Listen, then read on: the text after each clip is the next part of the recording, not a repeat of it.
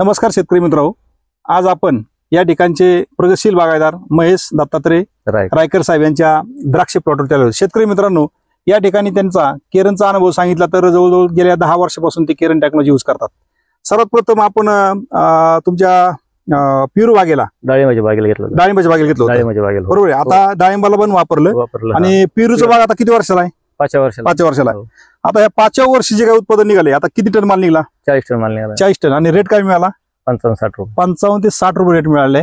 तर या ठिकाणी आता ही जी बाग पाहत आहे शेतकरी मित्रांनो, ही जी बाग पाहत आहे आपण, ही 5व्या वर्षाला आहे पण ही पण बाग. हो.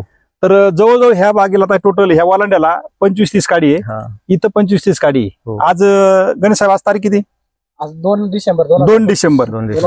बऱ्याचशा बागेला आता ह्या वर्षी प्रॉब्लेम आहे की माल निघलेला नाही, गडच निघलेला नाही. परंतु या ठिकाणी मात्र जवळजवळ या ठिकाणी 25-30 काडी आहे, इकडे 25-30 काडी आहे आणि प्रत्येक काडीला एक दोन गड आहेत.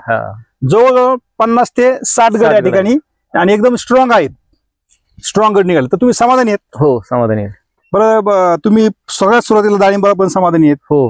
नंतर पेरू मध्ये तुम्ही उच्चांक गाठलेला आहे, म्हणजे 1.5 एकरामध्ये तुम्ही 40 टन माल यावेळेस काढला. रेट सुद्धा चांगले भेटले. शेतकरी मित्रांनो, 50 ते 55 या ठिकाणी रेट मिळाला आहे. आता ही द्राक्षीची बाग पण पाहतोय आपण, या ठिकाणी खूप सुंदर असं या ठिकाणी गड निघलेले आहेत. तुम्ही पूर्ण समाधानी आहेत? हो, समाधानी. रायकर साहेब, तुम्ही इतर शेतकऱ्याला काय संदेश देऊ शकता बरं? हा, सांगू शकतो की रिझल्ट आहे हे केरन टेक्नॉलॉजीचा. तुम्हाला स्वतःला खूप चांगला रिझल्ट आहे. बरं, आता समजा गणेश साहेब केरन टेक्नॉलॉजी घेऊन येतात, हो, त्यांच्याबद्दल काय, म्हणजे तुम्हाला समजा त्यांचं सहकार्य असल्यामुळे आम्ही ह्या स्टेपला आलेलो आहेत. नक्की. तर तुम्ही तुमच्या नेहमीच्या प्रॅक्टिसमध्ये त्यांचं काही मार्गदर्शन, तुमची नेहमीची प्रॅक्टिस घेऊन, केरनची साथ घेऊन नक्कीच तुम्ही एक आदर्श शेतकरी ह्या गावामध्ये बनलेले आहेत आणि इथून पुढे सुद्धा तुमची अशीच प्रगती होत राहू.